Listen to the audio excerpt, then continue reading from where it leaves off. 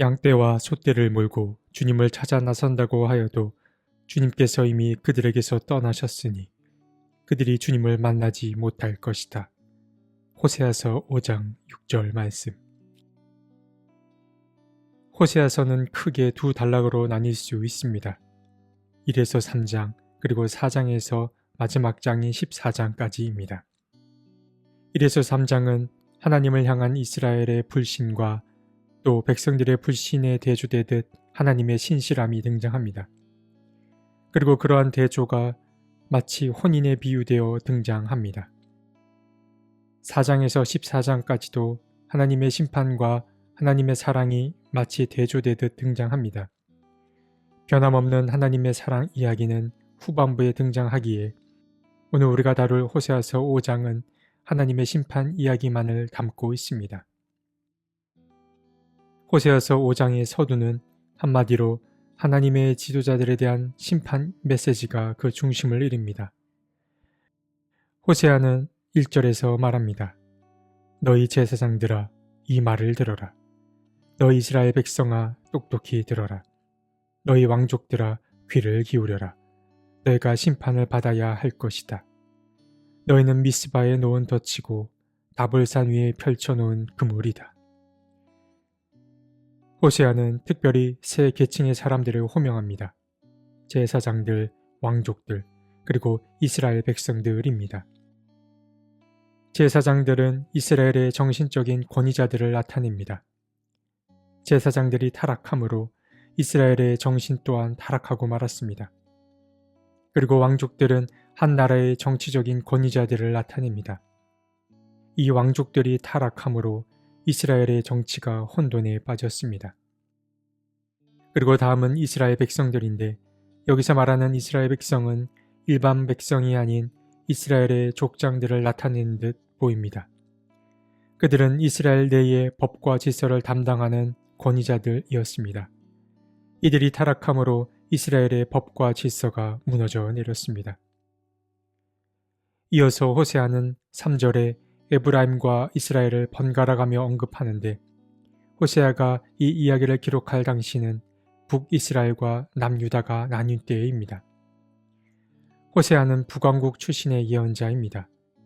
그런 그가 남유다를 자신의 이야기 속에 자꾸만 포함시키는 것을 두고 그가 북이스라엘이 먼저 멸망한 뒤에 남유다에서 이 책을 기록했을 거라고 말하는 이도 있습니다. 아무튼 호세아가 남유다와 북이스라엘의 지명을 함께 언급하는 이유는 후반에 등장하는 이야기를 통해 더 자세히 알 수 있습니다. 이제 호세아는 이스라엘이 받을 벌을 언급하는데 그들이 하나님과 다시 가까워지기 위한 노력도 하나님께서는 받지 않으신다라는 이야기가 등장합니다. 이 이야기는 우리에게 하나님이 진정 바라는 것이 무엇인지를 깨닫게 돕습니다. 호세아는 말합니다. 양떼와 소떼를 몰고 주님을 찾아 나선다고 하여도 주님께서 이미 그들에게서 떠나셨으니 그들이 주님을 만나지 못할 것이다.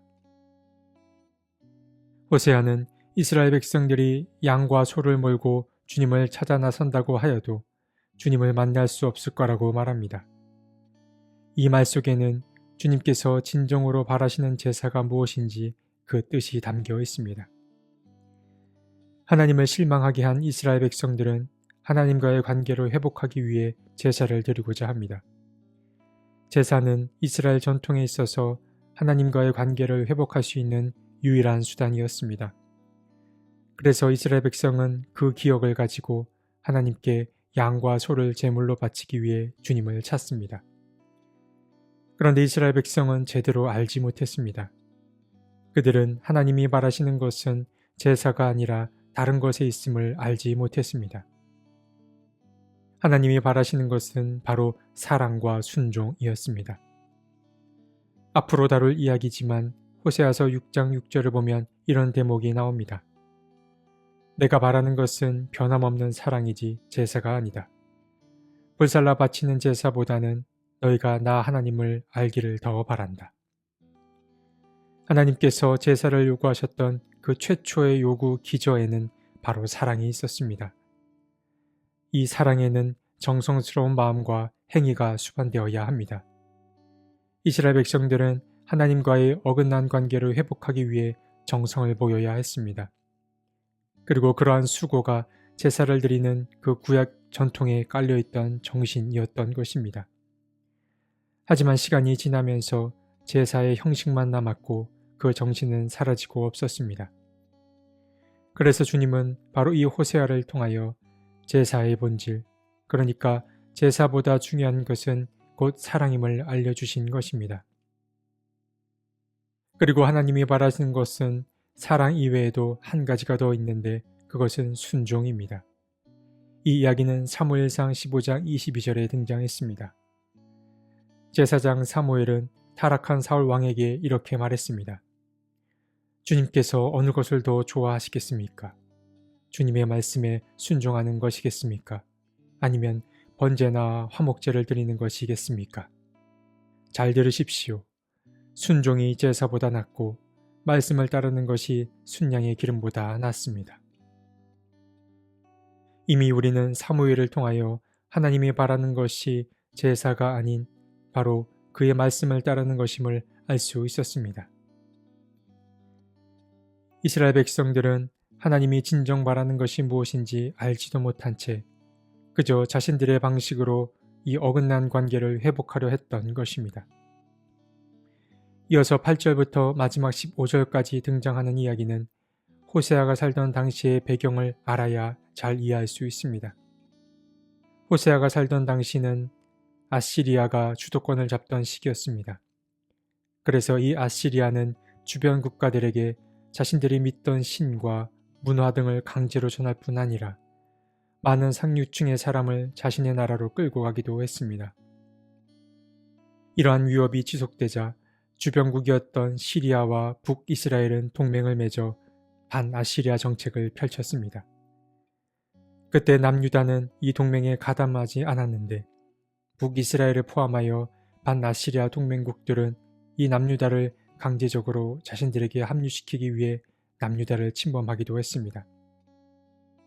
그런데 당시 남유다의 임금이었던 아하스 왕은 하나님을 신뢰했던 것이 아니라 오히려 아시리아에게 도움을 요청해 이 위기를 벗어나게 됩니다. 이러한 남유다의 선택도 옳지 못했습니다. 얼마 지나지 않아 이 아시리아는 북이스라엘의 일부를 차지하게 되었고 또 남유다 또한 아시리아의 종속 국가가 되어서 이방 종교를 수용할 수밖에 없게 됩니다. 그러니까 호세아서 5장 8에서 15절은 그 당시 북이스라엘과 남유다가 갈등을 겪던 그 상황쯤에 하신 하나님의 말씀인 것입니다. 북이스라엘이나 남유다 가릴 것 없이 그들 모두는 위기 속에서 하나님 아닌 것을 의지했습니다. 그들은 당장에 눈에 보이는 것을 선택했습니다.